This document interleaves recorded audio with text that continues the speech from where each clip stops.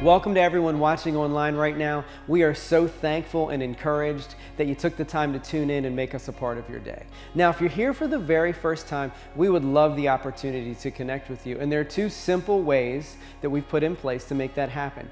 The first is by texting the word connect to the number that's on the screen right now. Once you receive the link to our Connect card, take a few seconds to fill that out. Be sure to ask us any questions you may have about us and leave us any prayer requests that you have, and someone on our staff will take the time to follow up with you and get you the information you need to best connect with our church. Secondly, as you watch along with us online today, I'd encourage you to drop us a line in the chat. Let us know who you are, where you're watching from, who you're watching with. Ask us any questions you may have about us, and leave us any prayer requests so that we can be praying along with you through the season that we're in. We've got staff members in there that would love to connect with you and help show you the best ways to connect with our church. Now, in the next couple of minutes, Sarah and her team are going to lead us in worship, and then Pastor Ryan's going to give us a message all about unity according to Jesus. I can't think of a more timely message for our church, our culture, our community, and for the moment that we find ourselves in.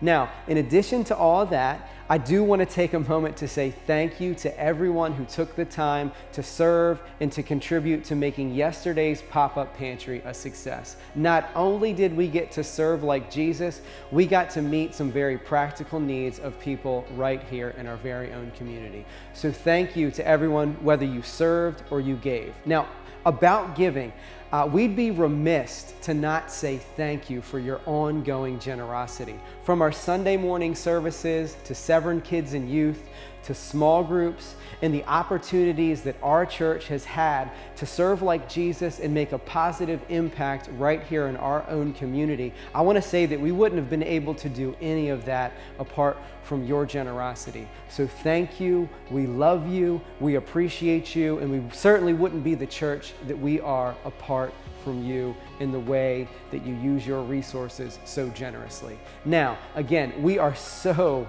encouraged and thankful that you're watching online with us here today. We hope that by the end of our service, you've had an encounter with Jesus that absolutely transforms your life. Let's worship together.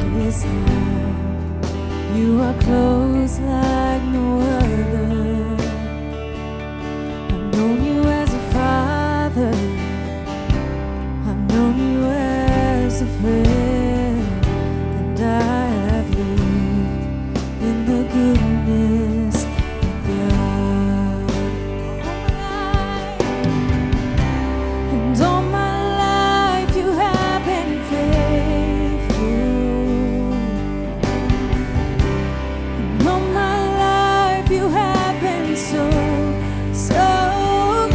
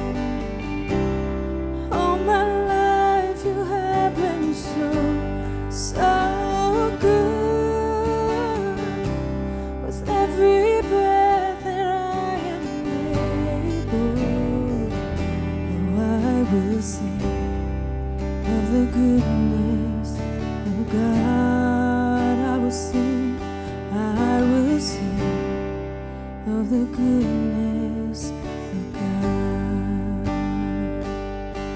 Oh Lord, you are faithful. Oh, praise the name of the Lord our God. Oh, praise His name forevermore. For endless days we will sing your praise. Oh Lord, oh Lord our God. I cast my mind to Calvary,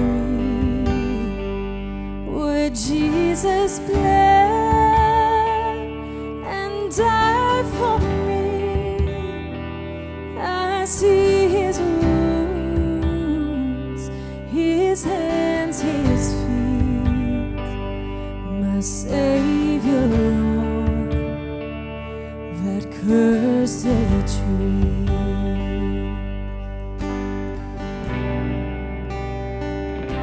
His body bound and drenched in tears, they laid Him down in Joseph's tomb.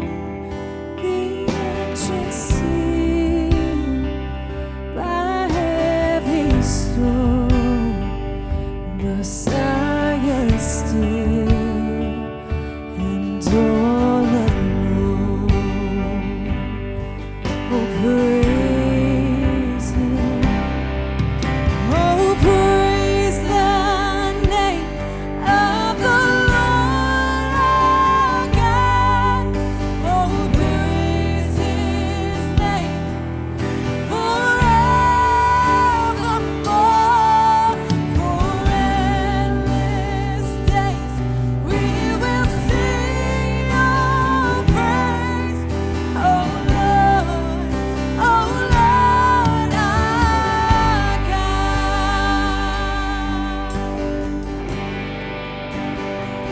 And on the third, at break of dawn, the Son of Heaven rose again. Oh, trample death, where is your sting? The angels roar, for Christ the King of the earth.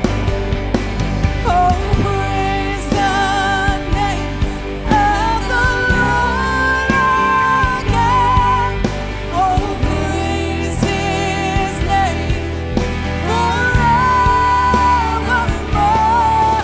For endless days we will sing your praise. Oh Lord, our God.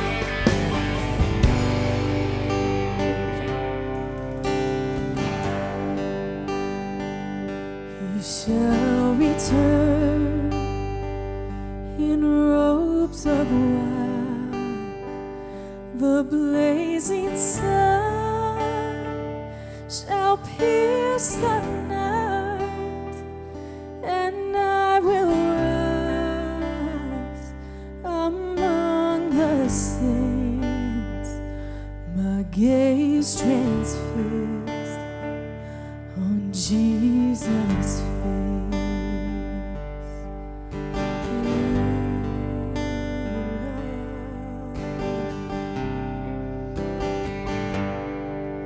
Oh, we fix our eyes on you, Lord, Lord. For you are worthy, God, so worthy, Father. Oh, Lord, we pray. Oh, praise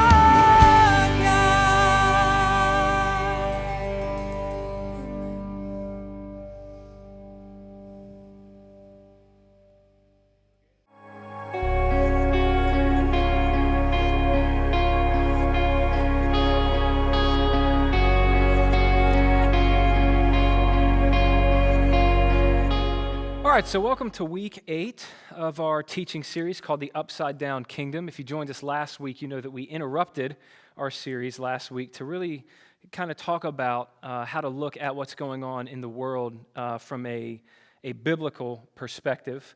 But at the end of last week's teaching, I mentioned and really tried to drive at exactly how important it is for us to be unified as a church.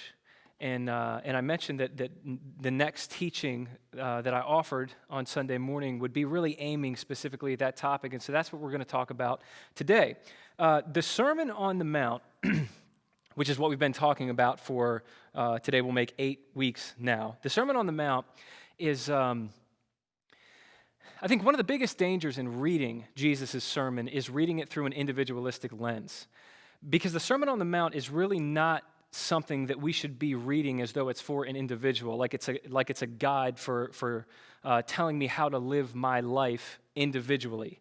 Because what Jesus is giving us all through his sermon is really a description of this new kind of community. That's why Jesus refers to something called the kingdom of God and not just the person of God. And what's really interesting is that even though the theme of deep Christian community is all through every part of Jesus' sermon, there's no one particular set of verses that specifically explains exactly how a relationship with Jesus is meant to transform your relationships with other believers. So what we're going to do this morning, in order to understand this new community that the gospel creates, is look at 2 different passages from Jesus' sermon. So I'm going to start in Matthew chapter 5, verse 21 through 24, and then hop over to Matthew chapter 7, verses 1 through 6. So let me read those on the front end here. Jesus said, "You have heard that it was said to our ancestors, 'Do not murder, and whoever murders will be subject to judgment.' But I tell you, everyone who is angry with his brother will be subject to judgment. And whoever says to his brother, 'Fool,' will be subject to the Sanhedrin. But whoever says, 'You moron,' will be subject to hellfire. So if you are offering your gift on the altar, and there you remember that your brother has something against you, leave your gift there in front of the altar. First go and be reconciled with your brother, and then come and offer your gift. Do not judge so that you won't be judged. For with the judgment you use, you will be judged, and with the measure you use, it will be measured to you. Why do you look at the speck in your brother's eye, but don't notice the log in your own eye? Or how can you say to your brother, 'Let me take the speck out of your eye,' and look, there's a log in your eye? Hypocrite, first take the log out of your eye, and then you'll see clearly to take the speck out of your brother's eye. Don't give what is holy to dogs, or toss your pearls before pigs, or they will trample them with their feet, turn and tear you to pieces." This is God's word. So the question I'd like to answer this morning is, what does Jesus teach us about this new community formed by his gospel? And based on the passages that we're looking at this morning, there's really three things I want to pull from Jesus' words. First off, what this community is meant to be. Secondly, what this community is meant to do. And then lastly, how this community is meant to do it. So first and foremost, what is this community meant to be? And this is going to bring us to our first idea this morning, and it's probably an idea that you've heard before. It's that the new community is a family. So you see this when you look at how Jesus over and over again refers to other Christians in the Sermon on the Mount. Over and over again, of all the ways that Jesus could refer to other Christians, he refers to them as your brother. And I just want to go back and look at the repetition that Jesus uses here. In verses 21 through 24, Jesus talks about being angry with your brother, calling your brother a fool, and how if your brother has something against you, to be reconciled to your brother. And then in chapter 7, Jesus talks about looking at the speck in your brother's eye, speaking into your brother's life, and helping take the speck from your brother's eye. Now, for Jesus to use that kind of repetition that often obviously means that he was trying deliberately to make a point. And the point that Jesus is trying to make here is that when you give your life to Jesus and you are what the Bible refers to as born again, you are not simply born into a relationship with God. You're born into a family with a whole lot of people that you are automatically related to. So when you enter into a relationship with God through Jesus, really the whole point of Christianity is that God is not your boss from then on through Jesus. As though you got to work to earn your keep and you're always one mistake away from getting fired. Through Jesus, we get God as a father, which is obviously amazing news. So you have an unconditional relationship with God, is what that means through Jesus. But what Jesus is teaching here is that when you get God as a father, you also get other Christians as siblings. It's a package deal, and you really can't have one without also having the other. Now, when you talk about how the church and the community of Jesus followers is meant to be a family, it's easy to romanticize that, which I think can be really unrealistic.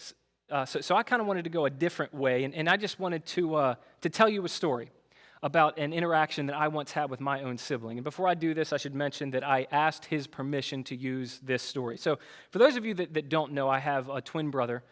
You would never guess that we're twins. We look absolutely nothing alike. And the last physical fight that we had took place a little over 10 years ago. We were in our early 20s, and it was at my dad's house. And this fight was very memorable to me, as it was to my brother, as we talked about it leading up to this teaching. Is a real burner. And it actually required my dad to come and break us up. Because when we ended the fight, we literally wound up kind of back to back against, either side of a hallway, literally at each other's throats, and we'd actually put a hole in my dad's wall, which, if memory serves, is there to this day, which has kind of served as a monument to that last fight. So anyway, things were really heated, and I was in the fire department at the time, and so the next day I went in to the firehouse for my shift. And I mentioned, just kind of in passing, the fight to my lieutenant. And I remember how strange his response was to me. Because when I talked to him about this fight, his response to me in hearing about it seemed to indicate that he was under the impression that my brother and I now were going to part ways, as though that fight marked the end of our relationship. But hand to God, that thought never even occurred to me, never even began to enter into my mind. Because, as far as I was concerned, my brother was my brother before that fight. He was my brother during that fight. I mean, even in the middle of that fight, it wasn't like I was thinking, you know what, I'm probably never going to talk to this guy again. Like, he was my brother during that fight. He was my brother after that fight.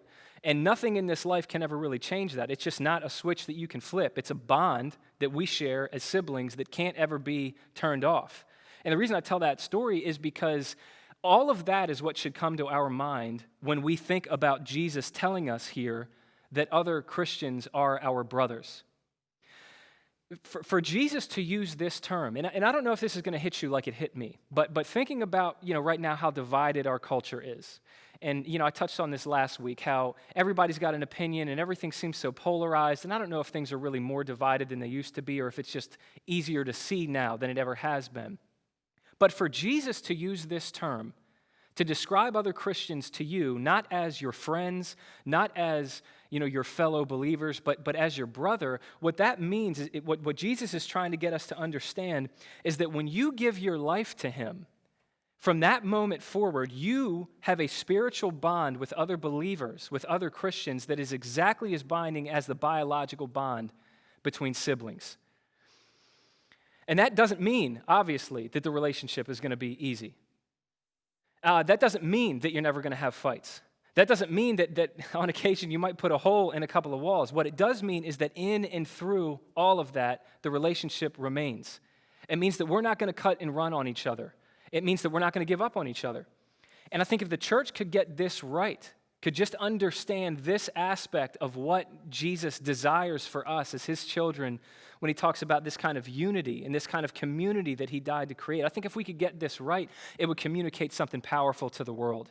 It would be holy to the world, because the rest of the world doesn't operate like this. I touched on this last week, but we're living in this culture that teaches us to believe that if you and I disagree about anything, if we hold any kind of contrary opinions, then we need to, sever our relationship and be enemies and just kind of bark back and forth at each other on social media.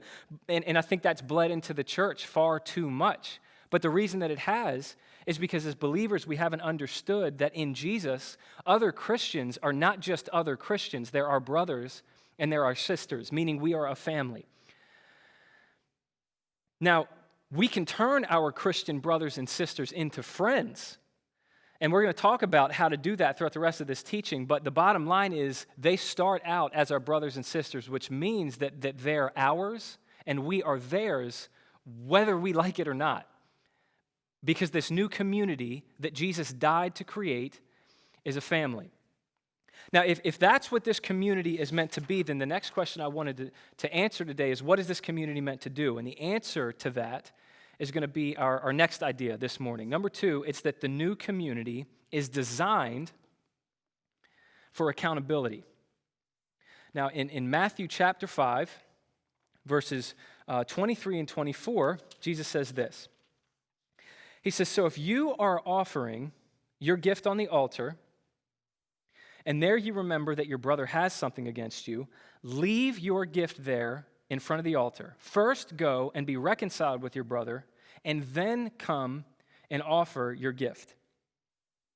Now here, what Jesus is explaining to us is exactly how deeply we have to be connected to other Christians. And what he's saying is that we have to be connected to the point of personal accountability. Let me just walk through this scenario Jesus paints for us here. So Jesus says that if you are offering your gift at the altar, and there you remember that your brother has something against you, you need to leave, you need to drop everything and go be reconciled to them.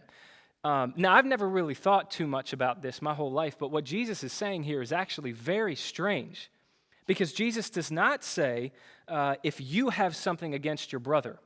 He also doesn't say if you've actually done something against your brother. In the scenario that Jesus is raising here, this person, whoever this person is, has an issue against you, but evidently you don't have one with them. So the question is, if this person has an issue with you, shouldn't they be coming to you? And the answer is yes, that's exactly what they should be doing. There's other verses in Scripture that explicitly state that if somebody has an issue with you, they should go to you and kind of hit that head on.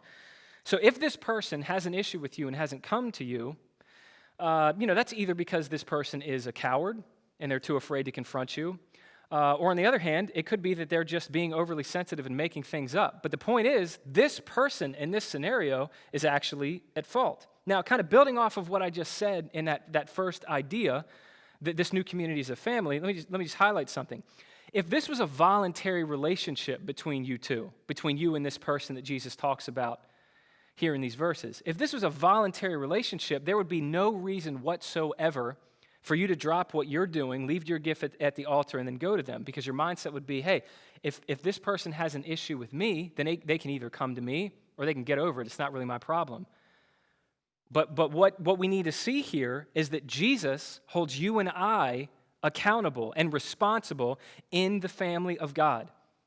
What Jesus is teaching here is that regardless of whether that person is worthy of it or not, regardless of whether or not this person's issue with you is valid or not, regardless of whether or not you've even done something wrong, Jesus says you're responsible to go to him because you're accountable. You're accountable for that person's spiritual growth, just like they're accountable for yours. Hebrews chapter 3, verse 13 says, "But encourage each other daily while it is still called today, so that none of you is hardened by sin's deception." Now, this word hardened to me is really interesting. The Bible teaches that sin is like frigid air, and your heart's like a bucket of water. And what that means is that you need to constantly break the ice forming on top of the water because it's going to form there naturally. And so if you're not constantly breaking up the ice that's forming, then it's not going to be very long until the whole thing is a solid block of ice. The Bible says your heart is exactly like that. That ice forms on it naturally. It's automatically becoming hardened either through success or through suffering. Right? So for instance, if things are going really well for you right now, then your heart on autopilot is becoming hardened as a result of the success that you're experiencing. That you're going to begin to forget your need for God. You're going to begin to become self-reliant, to become prideful, to become arrogant as a result of your success. On the other hand, if things are going very not well for you right now, then the default function of your heart is to begin to become hardened through your suffering. that you'll begin to forget the love of God, and you'll begin to grow in bitterness and in despondency and in cynicism and becoming, really callous. The point is that the default setting of your heart and my heart, if left unattended to, is to become hardened.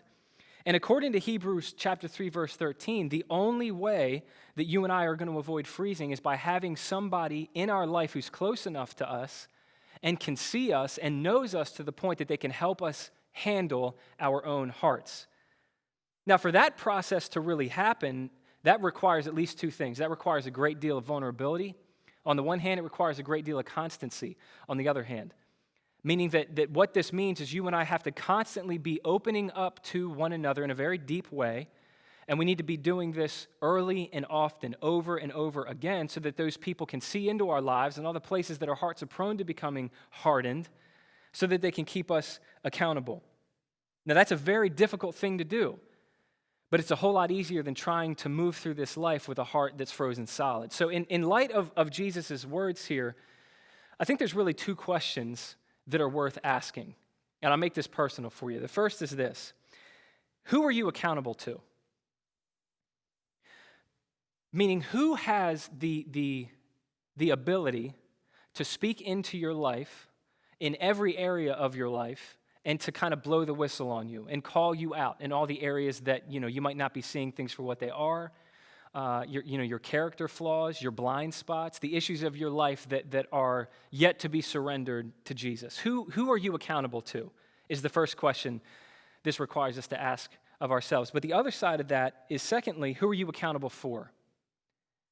Meaning, what Christians or what Christian do you consider yourself so deeply connected to that their health and their growth and their development as a follower of Jesus is something that you would consider to be your responsibility? The way that Jesus says in no uncertain terms, it is to a degree.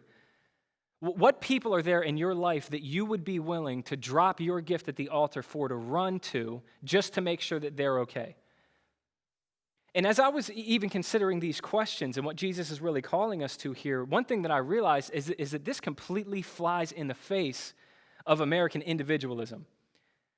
This completely flies in the face of the way that we're taught to go through life, kind of keeping everybody at an arm's length, and my personal business is my personal business. But what we need to see here is that if our answer to those questions, if somebody were to say, well, I'm not accountable to anybody, I'm not really accountable for anybody, then what Jesus would say is that having these kinds of people in our life to keep us accountable is not an option in the Christian life.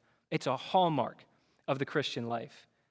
Because the new community that Jesus died to create is designed for accountability.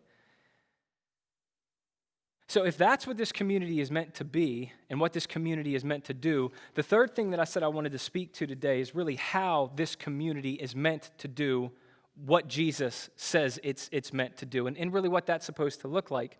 And to answer that question, we're going to turn to chapter 7, but this is going to be our third, and it's going to be our final idea today. It's that the new community is marked by a balance. And you see this in Matthew chapter 7. So in Matthew 7, verses 1 and 2, Jesus says, do not judge so that you won't be judged. For with the judgment you use, you will be judged, and with the measure you use, it will be measured to you. Now, that's straightforward enough. I don't think that's terribly hard to figure out what Jesus is going for there. But then when you go down to verse 6, Jesus follows that by saying, don't give what is holy to dogs or toss your pearls before pigs, or they will trample them with their feet, turn and tear you to pieces. So just zooming out here, in verse 1, Jesus says, don't be judgmental. And then in verse 6, he's calling people pigs and dogs, and he's telling you not to give them what is holy. Now, on the surface, I think if we're being honest with ourselves, I think all of us would say that looks like an apparent contradiction. But the reason that looks like a contradiction to us is because we don't understand the balance that Jesus is talking about here. Frankly, none of us really understand this balance fully because nobody really walks in this balance and embodies this balance other than Jesus. See, over and over, the Bible holds up this balance between truth and love. Right, on the one hand, there's plenty of stories in the Bible and verses in the Bible that would highlight for us that love without truth doesn't work. Love without truth is marked by a mindset that says, I'm not going to challenge them. I'm not going to confront them. I'm not going to speak into their life. I'm just going to kind of let them figure things out on their own. It's not really my place to step on their toes, right? If your relationships are marked by only that kind of mindset, and that's the only way that you tend to operate with people, what that is, it's love without truth. And if you love someone without truth, at the end of the day, it's not really loving. In fact, you're not really loving them at all. What you're actually doing is you're loving yourself because you don't want that person to go away. You don't want that person to be offended or displeased with you, and so you're too dependent on them. And if you're too dependent on them, then you're not really loving them. You're loving yourself through them, and ultimately you're just using them. That's love without truth. But the opposite side of that coin is exactly as dangerous because on the other hand, truth without love, which looks like condemning people, writing people off, holding people to impossible standards and making them feel like they can never quite measure up. What that is ultimately is it's truth without love, and truth without love isn't truthful. Because when Christians in the name of God demonstrate truth without love toward other people, what they're actually doing is they're misrepresenting the character of God. They're misrepresenting the heart of God and portraying God as though he's not also a God of grace. And so truth without love at the end of the day is a falsehood. And what Jesus is talking about here in Matthew chapter 7 is a balance between both of those things that's meant to really form the culture of his community that we call Christians or the church. So let me just kind of park in verse 6 here for a moment. Verse 6, where Jesus talks about not tossing pearls before pigs and all that kind of stuff. Verse 6 has been interpreted by a lot of people throughout the years, and I was certainly one of them until recently, until actually putting this teaching together, has been interpreted in such a way that people will say that the pearls that Jesus is talking about, that you shouldn't toss before pigs, those pearls are basically the things of God. Things like the truth, the gospel, spiritual reality, those kinds of things, all of that. And so what this is saying then, according to some people, is basically don't give people what they can't appreciate. Don't speak truth to people who can't appreciate it. Don't speak truth to people who are unworthy of it because they're just going to trample it underfoot, and they might even kind of beat on you for trying to speak the truth to them. And that sounds fine, and I think that's even a plausible interpretation of this verse, but there's a real problem with it when you zoom out. A guy named Dallas Willard wrote a book on the Sermon on the Mount called The Divine Conspiracy, and he was walking through what this particular verse meant. And he said that if Jesus is teaching here that you should not give people the truth if they can't appreciate it, then the question that raises for us is, why on earth did Jesus come down here then? Because we certainly did not appreciate the truth. We certainly were not worthy of the truth. And as Calvary would go on to show, we literally tore Jesus apart for trying to offer us the truth. And so if that's what Jesus is saying, then he apparently failed to take his own advice. But according to Dallas Willard, that's not what Jesus is saying here, and I think he's right. Willard says that the pigs and the dogs Jesus is talking about here are not people who can't appreciate the truth. They're people who can't digest it. And the real issue here is not that you've tossed your pearls to pigs. Follow me here. It's that you've tossed pearls to pigs. In other words, just zoom out from this picture Jesus is painting for us here. If you saw a farmer in response to his hungry pigs throwing pearls at them, nobody in their right mind would say, look at those stupid pigs that can't appreciate how valuable those pearls are. What they would say is, look at that stupid farmer who actually thinks he can feed his pigs with pearls. And so what Jesus is really speaking at here is giving people the truth in a way that is not helpful to them. It doesn't nourish them because they can't digest it. And Willard goes on to say that the reason those pigs are going to turn and tear you to pieces if you keep doing this is because they're going to find out that, hey, at least you're edible. And so what Jesus is really speaking to here and speaking against here is delivering the truth in such a way that it's devoid of love. Delivering the truth in a way that's not helpful. Delivering the truth in a way that you force it on people and you demand that they process it exactly the way that you did. In the Narnia Chronicles, C.S. Lewis wrote a book called The Horse and His Boy. And in that book, there's two characters, Shasta and Aravis. And at one point, they're on this road traveling, and this lion comes out of nowhere and scratches Aravis on the back, and it draws blood, and just like that, the lion, just as quickly as it appeared, is gone. And later on in the story, Shasta meets Aslan the lion, who represents Jesus. And he asks Aslan if he was the same lion that appeared earlier and scratched his friend Aravis. And Aslan said that he was. And so Shasta wants to know why Aslan would do something like that. And this is exactly what Aslan said back to Shasta. He said, "Child, I am telling you your story, not hers. No one is told any story but their own." Now, as abstract as that idea is, Lewis actually got that idea from the end of John's gospel, where there's this interaction between Peter and Jesus, and Peter is asking Jesus what's going to happen to John. And basically what he wants to know is, what's John's story going to be like as he follows you? And Jesus basically tells Peter, listen, I don't tell people other people's stories. I only tell them their own.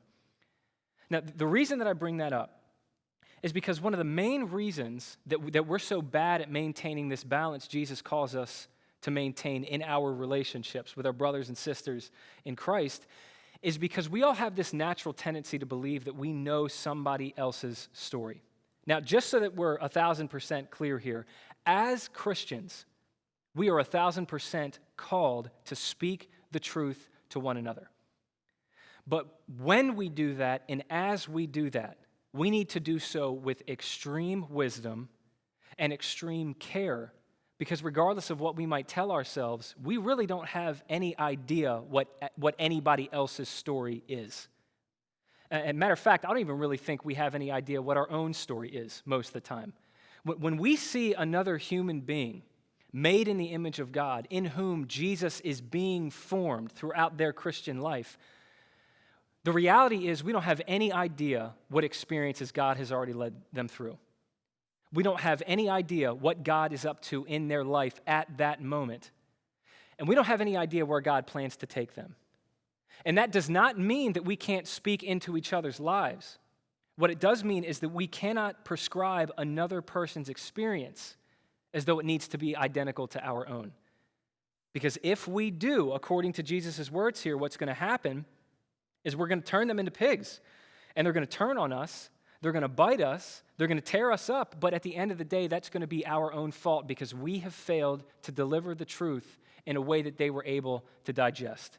And so love without truth is not really loving on the one hand, but truth without love is not really truthful on the other. And what Jesus is explaining here is that relationships inside his family need to be marked by a balance of both.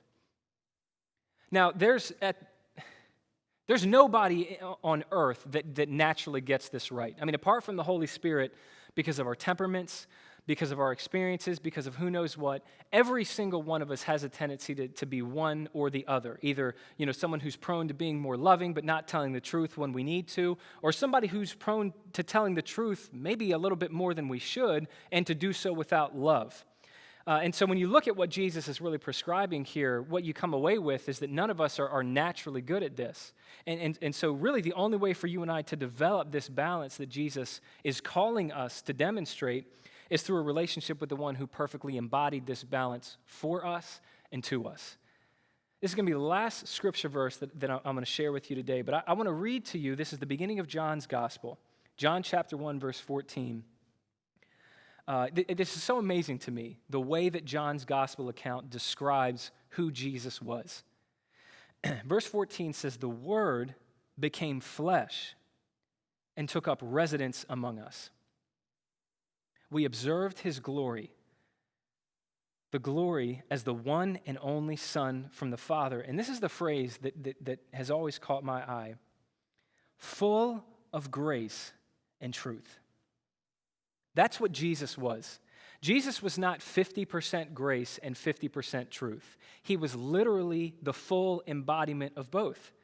And when you read the life of Jesus through the gospel accounts, what you see is that full measure of grace and that full measure of truth manifesting itself. Because time after time throughout Jesus' life, and this got him into considerable trouble, but time after time in Jesus' life, in perfect grace, he was always, without reservation, willing to enter into the dirtiest, most vile, most looked down upon, most hated sinners of his day. whether that's the Samaritan woman at the well, whether that's the woman who was caught in adultery, whether that's Zacchaeus the tax collector who was stealing from his own countrymen on behalf of the bad guys, the Roman Empire. Jesus, without fail, was willing to enter into their lives without reservation in his love. And yet, in his truth, Jesus, without fail, always challenged them in their sin and called them to walk away from their sin. And that is the glory of Jesus that John is describing for us in chapter 1, verse 14, that in perfect love, Jesus meets us where we are. But in perfect truth, he never leaves us that way. And as he reveals to us all the areas of our lives that need to change, one of the things that I am so thankful for, I've talked to God about this so many times, just in my private prayer time with him. One of the things I'm so thankful for is that in my relationship with Jesus, as he shows me all the areas of my life that need to change, he always does so at a pace that doesn't absolutely destroy me.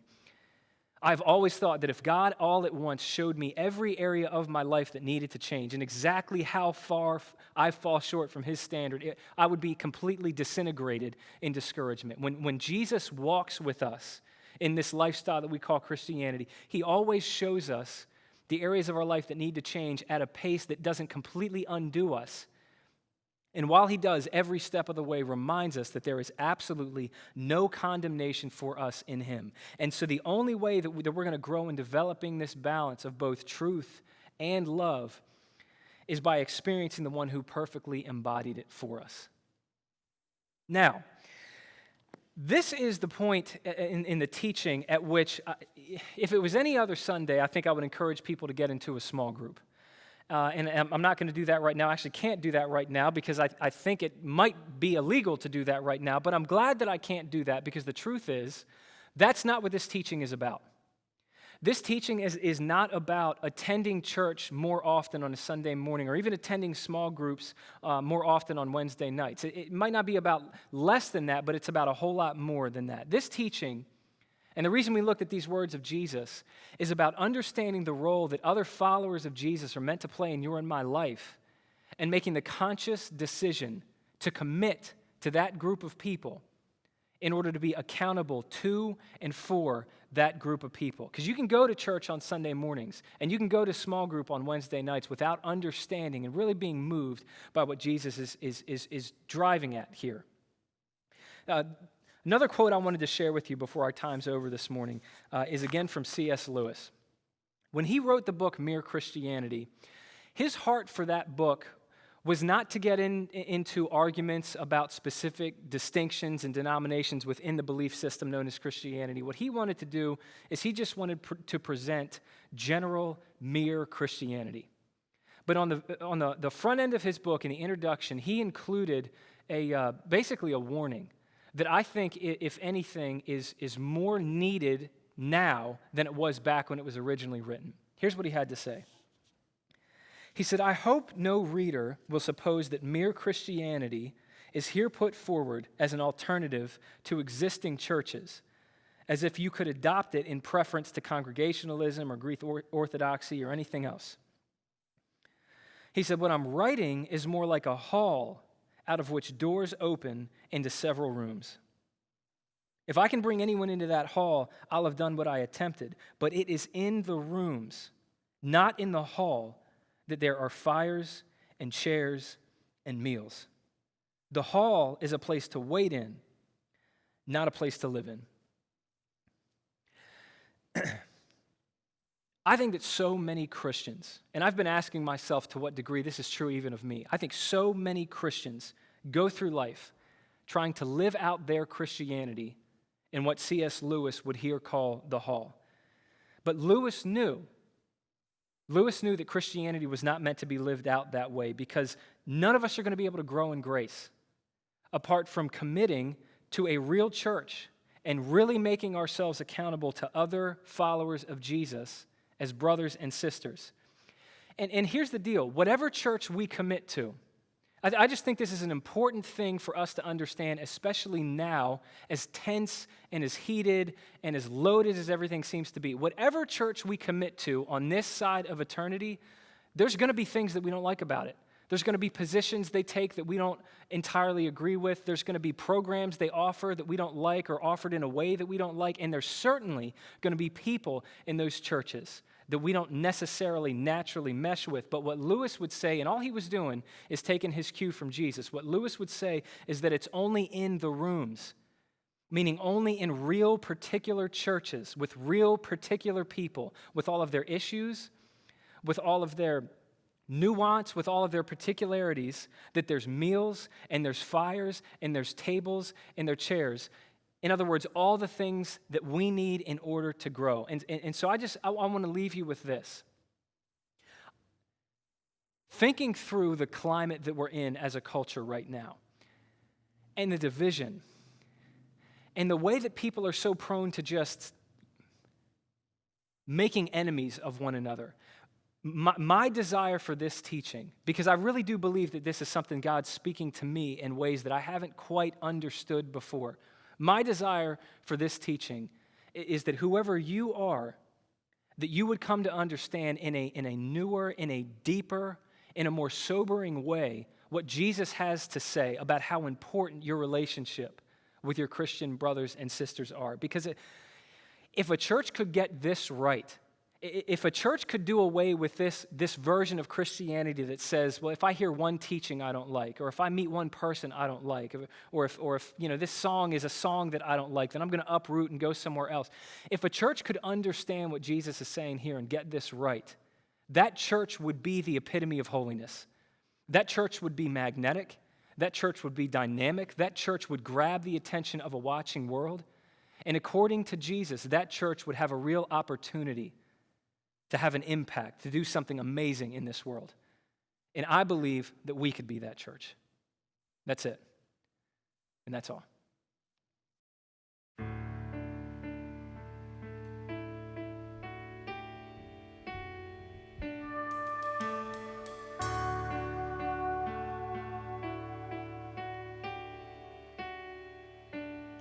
In the darkness, we were waiting without hope, without light, till from heaven you came running. There was mercy in your eyes to fulfill the law and prophets. To a virgin came the word from a throne of endless glory to a cradle in the dirt.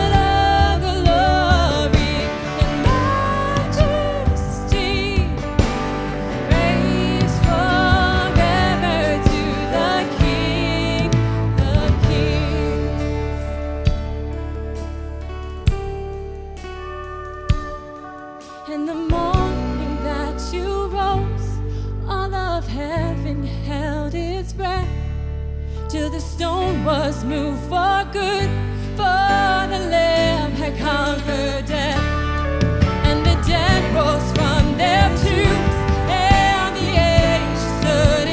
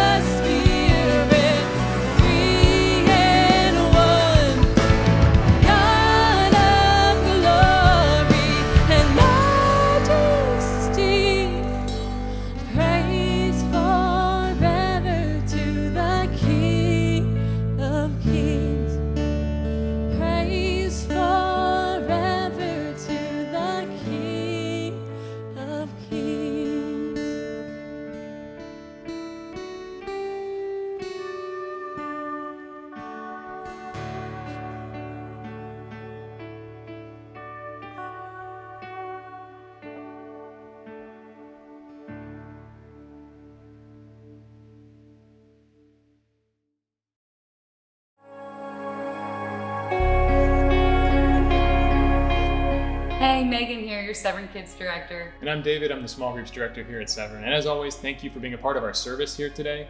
And I also want to say thank you to all of you who came out yesterday and were part of the pop-up pantry here at the church. It's always encouraging and it's always exciting for me personally to see the heart you guys have for serving the community and the heart you have just for serving in general. It's really an honor to be a part of the same church as each of you. It was really great getting to serve with some of you yesterday and just seeing the impact and people in our community. So again, yeah, that was just awesome. Another thing we're getting ready to do, June 27th, we're gonna have superheroes here on lot for your kids to take photos with. But to tie that into Sarah's house, it's a long-time partnership that we've had. They need a paper goods. So we're doing a paper good drive June 27th from 10 a.m. to 12 p.m. with superheroes on premises for you to take photos with. So I hope you guys are able to make that. But if you're not, I think we're doing it for a longer time than just that day. Yeah, even if you can't make it out on June 27th to drop off your goods then, you can actually drop off paper goods anytime from now all the way up until that Saturday. So we'd love to have you there. I think it'll be a lot of fun. You can bring your kids out and involve them in serving just by bringing them to drop off the items, explaining to them about Sarah's house. You can look them up online. They're right over on Fort Meade. They're a local nonprofit doing a lot of good in our community. But you can bring your kids or you can just bring yourself and bring your childhood dreams and get a picture with a superhero. But again, if you can't make it then, you can always drop off the items here at the church anytime leading up to June 27th. And to get the shopping list for that, to find the items that they're looking for, like paper plates and paper bowls and trash bags, you can just text the word superhero to the number on the screen, and that'll get you a list so you know what you're looking for when you go shopping. Yeah, so we hope we get to see you guys on Saturday. But if not, we'd love to see you just at the digital foyer right after this.